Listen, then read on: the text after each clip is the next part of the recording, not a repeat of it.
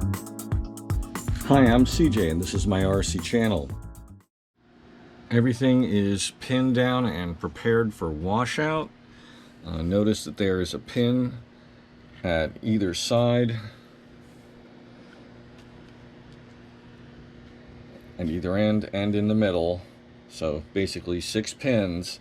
That's going to hold the leading edge down flat, not flat to the surface, but level to the lowest part of the curvature of the airfoil. And then the rear is angled slightly upward. Now, this doesn't seem like a lot, but if you're unfamiliar with what washout does, washout changes the angle of attack slightly of the outer portion of each wing. That way, the airplane is less prone to tip stalling. So when you lose lift on the wing, the lift is going to get lost in the middle section of the wing first and the outer section last. And that way the nose is going to drop, or ideally the nose will drop straight down and you can recover from a stall.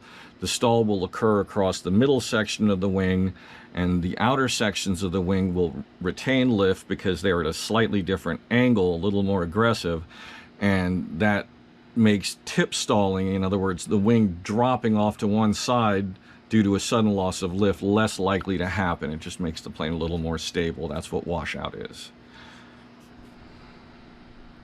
So now what I've done is I've broken out these pieces into 2 separate piles. This pile is for the left side of the wing, and the parts for the right side of the wing I've just laid out in between the appropriate ribs with the letters up, so I know that I'm using the correct one for each one. Now, what they want you to do is fit these from the front and then make any adjustments, remove any material necessary from the rear, so these pieces are going to drop in nice and smooth. And it's recommended that you bevel this piece of wood. In other words, a little bit of a V at the end. If this is set up vertically like that, you would make a slight V like this. So shaving a little bit off here and a little bit off here, so that this piece fits right into the corner. And it's important that these be snug, but I mean, you don't want to be breaking the front edge away, so take off as much material as you need and then gusset them in. You know, as usual with most of this assembly, you want to use as little glue as possible to keep the weight down, but these are going to provide the torsional strength, and they're going to lock in this twist. So they're definitely an important part, and make sure it's right. Okay, the washout process is complete. Didn't come across anything noteworthy or interesting. Most of these, must have gotten the edge, got to put a little glue on that. Most of these required a little bit of material being removed from the ends of them. I'm sure they're cut a little long on purpose. What I did was just use a sanding block. Let me see if I can do this with in my hand. Basically, I just filed at a 45, flip it over, file at a 45, test fit, and then file vertically to get rid of the point, file at a 45, file at a 45 again until I got it correct and got the angle in. Let's see if we can.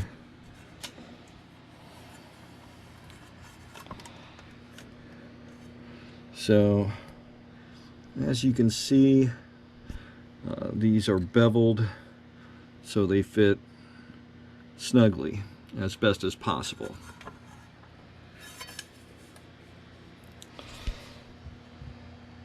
So, this portion is complete. this is complete, and the next step is probably going to be getting these mounted up or shooting the front. So I'll be moving on to this, the left wing. I've got some trimming to do, and then I'm going to do the washout process over here. Okay, sorry if I skipped a step, but basically everything was done. All I did was finish gluing these. I followed the recommendations and did a fillet at all four angles there. Basically held the wing up, did the inner two first, hit that with some zap to harden that fillet before it wicked in, then held the wing vertically and did those joints, this one, this one, this one, and this one. Hit it again with jet, flip it up again, and then do the opposite ones here, here, here, and here. So now all of these have fillets. I did a little bit of extra at these locations as well, not as big as the fillets described for these, just enough to harden those a bit more. It really does add a lot of torsional strength to the wing. Follow the directions again with the 3/8 inch height stick. I had already sanded these guys smooth. As you may notice here, I probably cut the trailing edge a little bit off, and so I needed to cut a small wedge from some scrap and fill that in. Not a problem. So as you can tell, they look identical in length and shape. The dihedral is equal to within a degree or so at the tips. In fact, they look like they're spot on.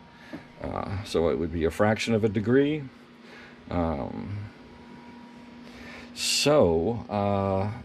I need to take some of the fiberglass cloth and cover this section right here to firm up this joint, and again here. Other than that, I believe that if I look at the instructions, I think that's the last step before moving on to the midsection. Oh yeah, they also recommend putting a little bit of fiberglass cloth across the joints here. I seem to have a little discrepancy on this one. I lined up the leading edge. The leading edge on this one may have been a little off. It's spot on here, but it's off by a good 2 millimeters here. That may have happened during the overall construction of when everything is laid flat. I don't think it's going to cause a problem. This one seems to be right about on perfect, and the leading edge is perfect. The trailing edge was fine here. The leading edge is fine. So, and that everything looks like it's joined in right. So for this, I have no idea where that little bit of a discrepancy came from. I don't think it's going to be a problem. So I'm going to just roll on. Okay, the outer halves are done. What I did in between the last clip is lay the fiberglass cloth down on top, and then down here below, wrapped around the leading edge, and then on the trailing edge. And the way I did the trailing edge is different than the way I did the other two. I used 30-minute epoxy over here. That worked out quite nice. Now in the front edge, I used pieces that were even narrower than this, probably about a third. And what I did was have a piece of, like a scrap of, I'm sorry, the camera being a pain in the ass. What I did was have a piece of clear plastic ready, and basically laid the cloth at the edge, put a drop of thin CA to kind of start tacking it in place, and then just put several more drops on, and then wrapped the plastic around it and held it with one hand on either side, pulling downwards, so that it kind of creates a vacuum bag effect, basically holding the cloth firmly against the wood. And just let that set for a few seconds, pull it away, give it a few more minutes to, you know, fully cure up, and then trim any excess that was left. I don't think it's necessary to go overboard at these connection points, because you're mainly just trying to keep these things from popping apart from each other, but they don't have to be bulletproof. I mean, this is only 1/8 inch thick dowel. You know, a thin layer of this wrapped here, anything that's going to break this joint is going to smash that dowel. It's going to stave in wing spars and stuff like that. So you mainly just want to make sure there's enough there to provide some structural strength so this thing doesn't break off. Likewise here, single sheet, CA.